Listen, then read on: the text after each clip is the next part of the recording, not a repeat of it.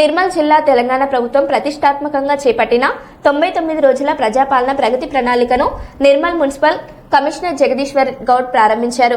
పట్టణంలోని 30-40 వార్డుల్లో పర్యటించి పరిసరాల పరిశుభ్రత, త్రాగునీటి పొదుపుపై ప్రజలు, వ్యాపారులకు అవగాహన కల్పించారు. ఈ కార్యక్రమంలో కౌన్సిలర్లు అడాప విజయలక్ష్మి, ఎస్పీ రాజు, మున్సిపల్ అధికారులు పాల్గొని పారిశుద్ధ పనులను పర్యవేక్షించారు. అంతకుముందు కార్యక్రమంపై ప్రతిజ్ఞ చేశారు.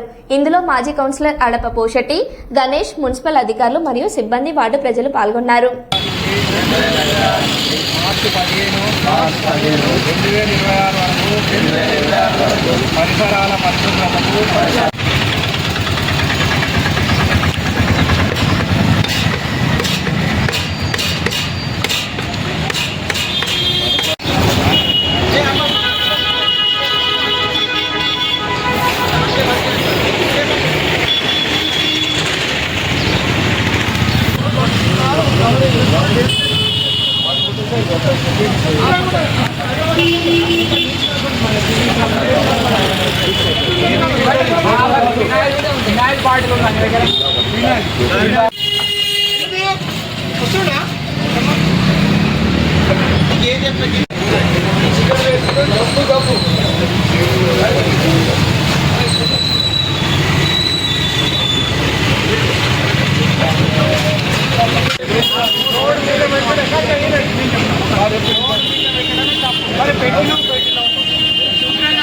ఎవరికి ఆబ్జెక్షన్ లేకుండా చూసుకోవాలి.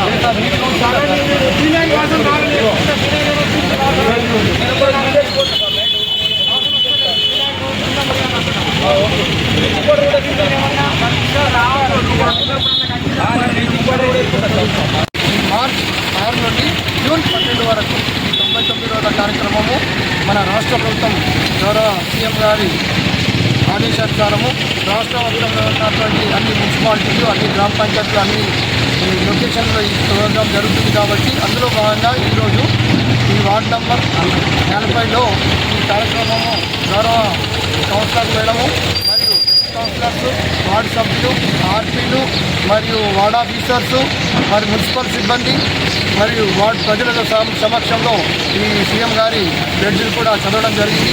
ఇందులో ముఖ్యంగా ఉద్దేశం ఏంటంటే మనకు ఈ రోజు నుండి 15 వరకు ముఖ్యంగా పట్టణంలో ఉన్నటువంటి 42 వార్డుల్లో ఈరోజు శానిటేషన్ కార్యక్రమాలు, ఈ బ్లెడ్జీ చదవడము, అక్కడ ఉన్నటువంటి వార్డు ఆఫీసర్లు మరి ఆర్పీల ఆధ్వర్యంలో ఈ కార్యక్రమం జరుగుతుంది.